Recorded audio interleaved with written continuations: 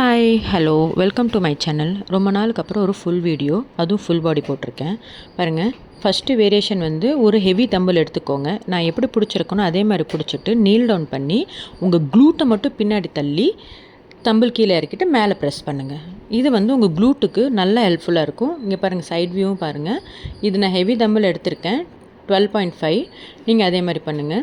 இப்போ அடுத்த வேரியேஷன் வந்து அரவுண்ட் த வேர்ல்டு. இதுவும் நான் வந்து 12.5 தான் எடுத்திருக்கேன். இந்த மாதிரி நம்மளோட ஹிப்பு சுற்றி நீங்கள் வந்து தம்பிள் ரொட்டேட் பண்ணும். அதுக்கப்புறம் வந்து ஹேண்ட் சேஞ்ச் பண்ணிக்கோங்க. இது பண்ணும்போது உங்களோட கோர் மசிலை நல்லா எங்கேஜ் பண்ணி பண்ணுங்கள். சூப்பராக இருக்கும். நீங்கள் கெட்டல் பெல் கூட இதுக்கு பதிலாக நீங்கள் எடுத்துக்கலாம் இருந்துச்சுன்னா. அடுத்த வேரியேஷன் வந்து ஹிப் ஹிஞ்சு. அதாவது வந்து ஹிப்பில் சப்போர்ட் பண்ணி நம்ம கோரை எங்கேஜ் பண்ணி க்ளூட்டை டைட் பண்ணி பட்டு மட்டும் பின்னாடி தள்ளி ஜஸ்ட்டு பாடி பெண்ட் பண்ணி ஸ்ட்ரைட் பண்ணணும். ஓகேங்களா? அடுத்த வேரியேஷன் இன்ச் வார்ம். சரிங்களா? நேராக நின்றுக்கோங்க. உங்கள் ஹேண்ட் வாக் பண்ணிவிட்டு ஸ்ட்ரைட் ஆம் பிளாங்க் போயிட்டு அகைன் எஞ்சிக்கோங்க.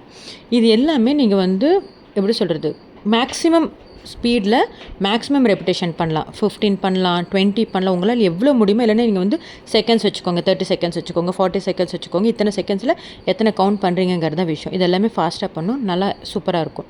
அடுத்த வெர்ஷன் ஒரு ஸ்டெப்பர் எடுத்துக்கோங்க. ஸ்டெப்பர் மேலே கீழே அப் டவுன்னு சொல்லிட்டு ஹேண்ட் வந்து மாற்றி மாற்றி எடுத்து வைக்கணும். கேர்ஃபுல்லாக பண்ணுங்கள். இதுலேயும் நீங்கள் வந்து கோர் மசில் எங்கேஜ் பண்ணி பண்ணும்போது ரொம்ப எஃபெக்டிவாக இருக்கும். அடுத்தது வந்து in out squat, split squat, in out squat, jump squat, எது வேணாலும் சொல்லிக்கலாம்.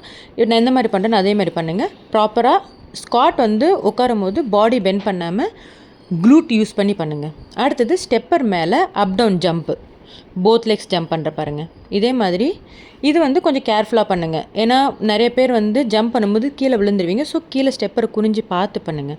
அடுத்தது ஸ்டெப் அப் வந்து எவ்வளோ ஃபாஸ்ட்டாக பண்ண முடியுமோ அவ்வளோ ஃபாஸ்ட்டாக பண்ணுங்கள்.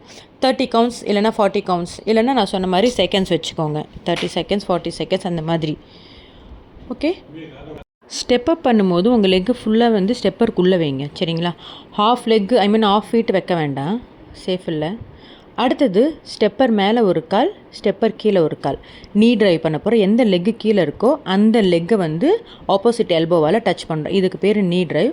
நல்லா ஃபாஸ்ட்டாக பண்ணுங்கள். 20 கவுண்ட்ஸ் இல்லைனா 30 கவுண்ட்ஸ்.